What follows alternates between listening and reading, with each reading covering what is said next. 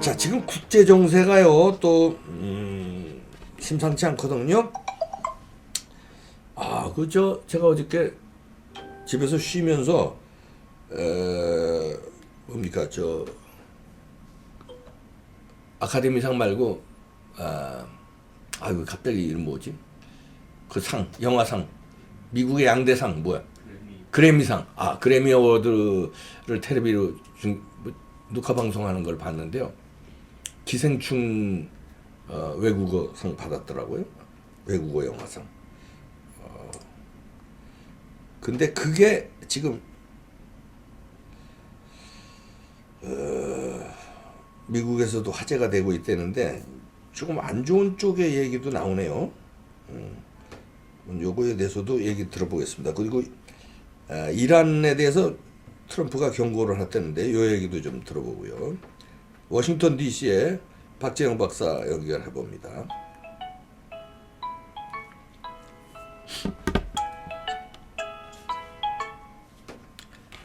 네, 박재영 박사님.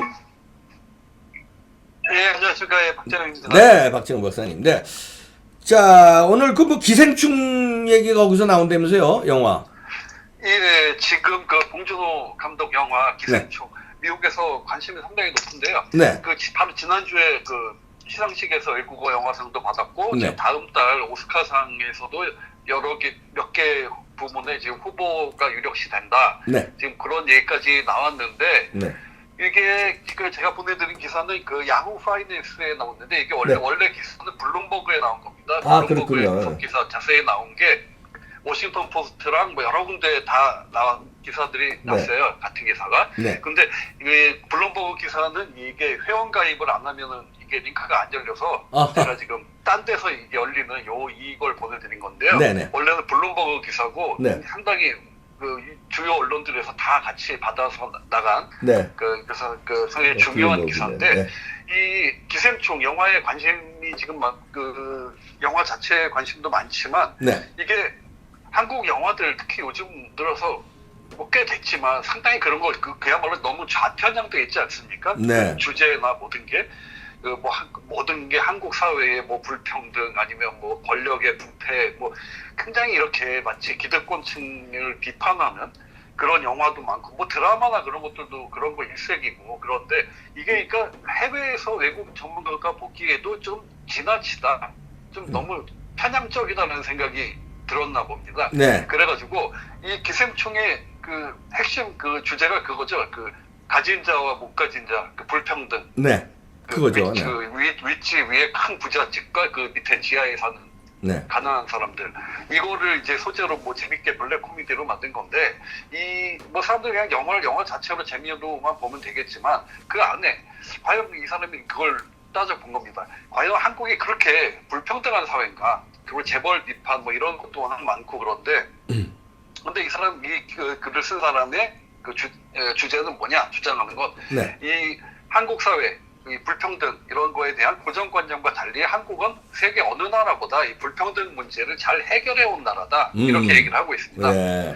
그 지니 계소라고 그러죠. 그렇죠. 그 경제적 불평등 정도를 나타내는 네. 그 기사 중에 보면 그 그래프가 나와 있는데 네. 가장 대표적인 그런 소득 분배 지표인데 이 0에서 1 사이 그 숫자가 클수록 불평등이 심한 거고 네. 0에 가까울수록 그 평등한 상태 그걸 나누는데 보시다시피 한국이 상당히 그 숫자가 작죠. 네, 그러네요. 이게 세계은행에서 조사한 자료인데요. 네. 이 거의 동아시아에서는 가장 평등한 쪽에 속하고 네. 서유럽의 일부 국가만이 그 한국보다 평등하고 대부분 뭐 일본이나 영국 웬만한 국가들이 다 한국보다 그 불평등 정도가 심한 걸로 그러네요. 나타났습니다. 일본, 프랑스, 예. 영국보다 우리가 더 좋네요. 상황이. 예, 캐나다보다도 캐나다보다도 더 좋은 좋네요. 상태로. 예. 예. 그런데 또 여기서 하나 이 사람이 네. 조사한 게 그 기생충에 나오는 부잣집 있죠. 그 네. 예, 그런 부잣집 소위 상위 한 1% 정도에 되는 네. 상위 계층 이 사람들에 대한 부의 집중도를 또 조사를 했더니 미국의 경우는 상위 1%가 전체 소득의 약 5분의 1, 20% 정도를 차지하고 있고 네. 브라질은 상위 1%가 28%나 차지를 하고 있다. 네. 이렇게 봤을 때 한국은 여기에 비해서 12.2%밖에 안 됩니다. 상위 1%의 소득 집중 정도가. 네. 그래가지고 서유럽 수준이다. 이렇게 얘기를 하고 있어요. 네. 그리고 이걸 이제 상위 20%에 맞춰보면 남아프리카 공화국은 상위 20%가 하위 20%에 비해서 무려 28배를 번다고 그럽니다. 예. 그리고 심지어 미국에서도 그 상위 20%가 하위 20%보다 9.4배 정도 많은 돈을 벌고 있는데 한국은 그 비율이 상위 20% 대 하위 20% 그 소득 그 비율이 5.3배밖에 안 돼요. 예. 그리고 그게 일본, 영국, 호주, 이태리보다 더 평등한 수준이고 프랑스하고 독일과 비슷한 수준이다. 네. 상위 20%의 그 소득 집중 정도가.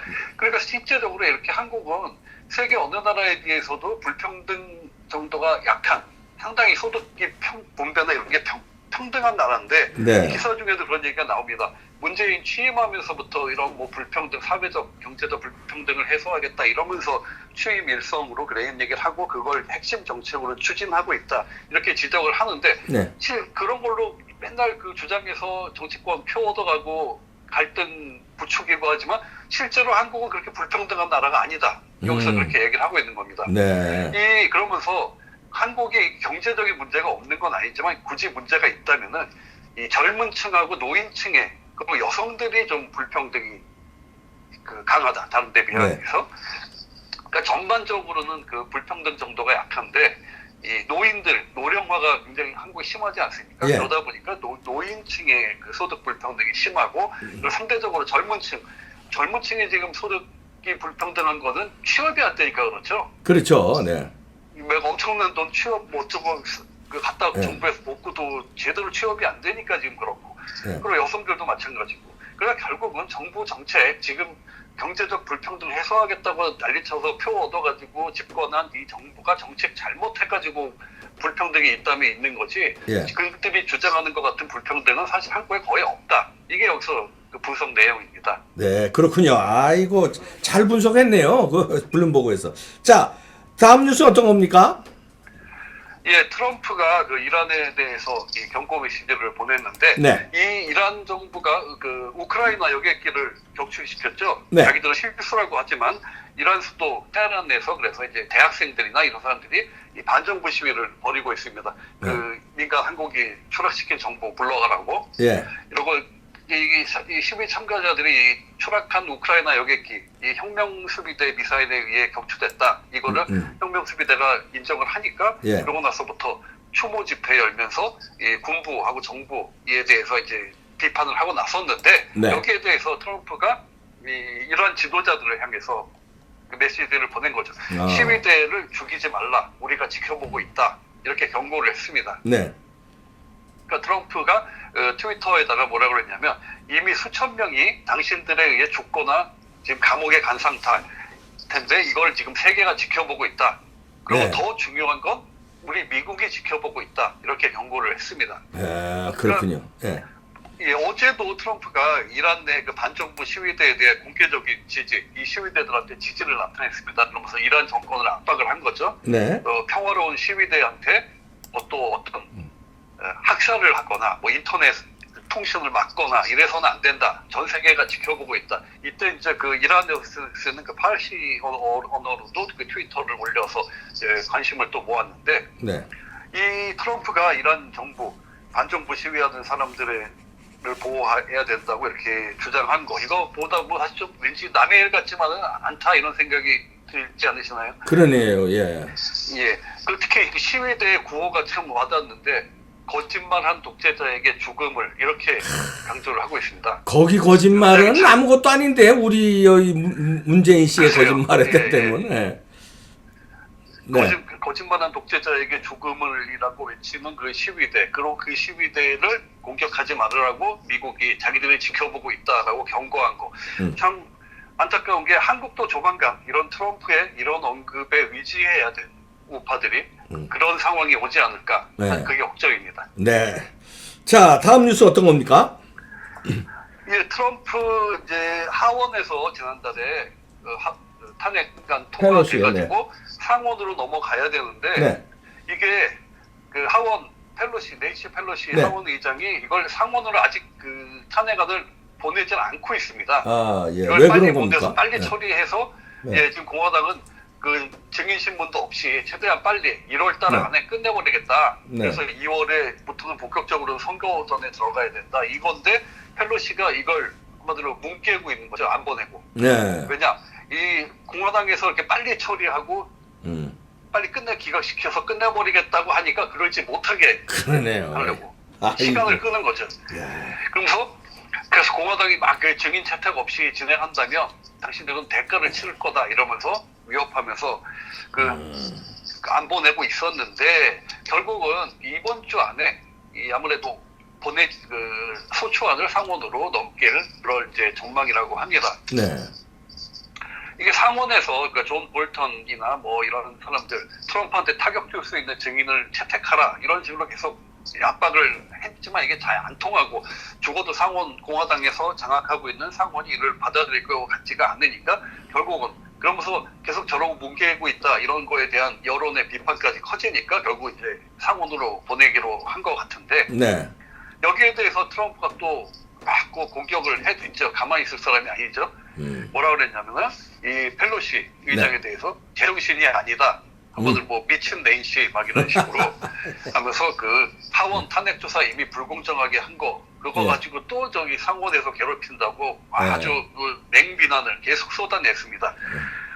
공화당은 일단 지금 증인 조사 같은 것도 없이 최대한 빨리 그 끝내가지고 표결해서 기각시키는 거 목표로 하고 있는데 이 미치 매코넬 공화당 그 원내대표도 네. 이 증인 채택 이런 거 둘러싸고 민주당에 요구하는 거 이거 상관없이 자기들은 자신이 있다 이겁니다. 네. 그러니까 기각시키기에 충분할 정도 표 이미 확보한 상태다. 빨리빨리 끝내자. 지금 그렇게 주장을 하고 있는데 뭐 하원으로서는 어차피 기각될 거 자기들도 어디서 거의 뭐 그렇게 인정을 하고는 그런 분위기인 거 인정은 하지만 어떻게든 정치적으로 조금이라도 이걸 더 이용을 하고 싶겠죠. 시간을 또 더 끌고 그 안에 혹시 무슨 변수라도 생겨서 트럼프 지지율 떨어뜨리고 네. 자기들 대선에 유리한 방향으로 그런 그 이용을 하려고 하는데 뭐 지금 쉽지 않은 상태. 어쨌든 뭐 이 상태로 가면 1월 달 안에 그 상원에서 그 표결 처리까지 끝나고 일단 탄핵 정국은 끝날 가능성이 높지 않은가 이렇게 보고 있습니다. 아, 그렇군요. 네.